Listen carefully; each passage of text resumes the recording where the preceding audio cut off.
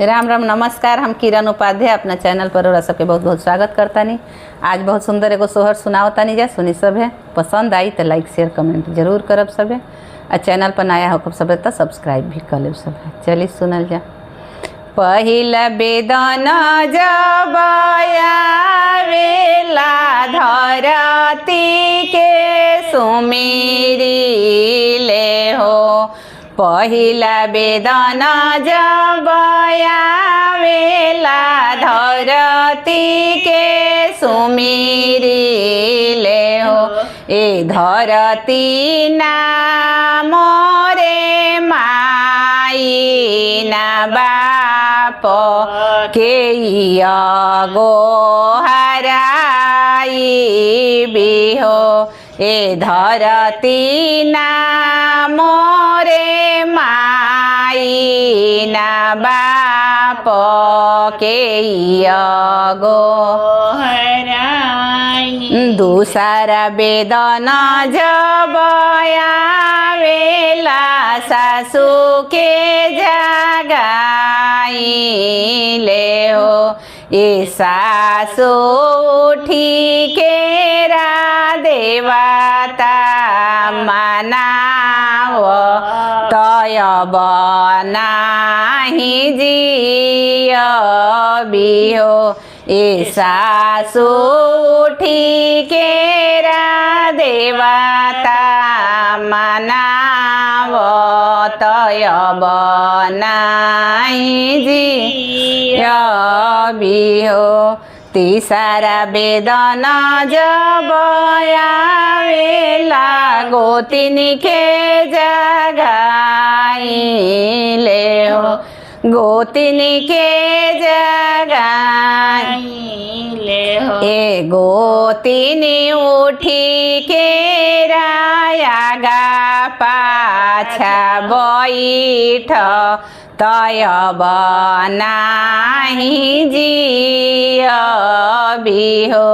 ए गोतिन उठी के रायागा पाछा बैठ तय बनाही जियबिहो।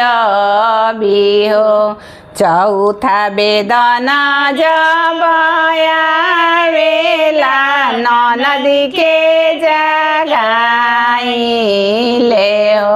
ननद के जगाई ले हो। ए ननद उठी के राकेसिया बटोर तय बनाही जियबिहो। ए ननद उठी के राकेसिया बटोर तय बनाही जियबिहो। पाँचवा बेदन जब आवेला देवर के जगाई ले हो। ए देवर उठी के रा बंसिया बजाव भैया तोहरो सुन सुहो। ए देवर उठी के रा बंसिया बजाव भैया तोहरो सुन।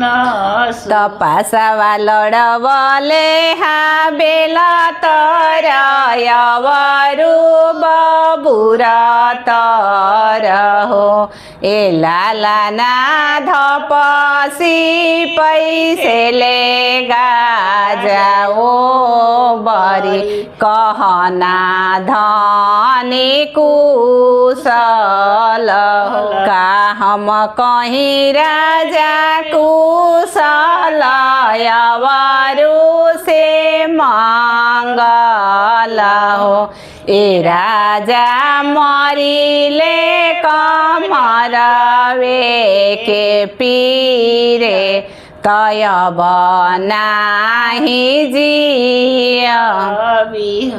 ए राजा मरिले पजरवे के पीरे तय बनाही जियबी हो छनिया तरही ते छवाई दीती लोगावा बटोरी दीती हो ए धनिया ए हमें तमें हानती तोहार ऊपर परमेश्वर हो ए धनिया ए हमें तमें हानती तोहार ऊपर परमेश्वर हो।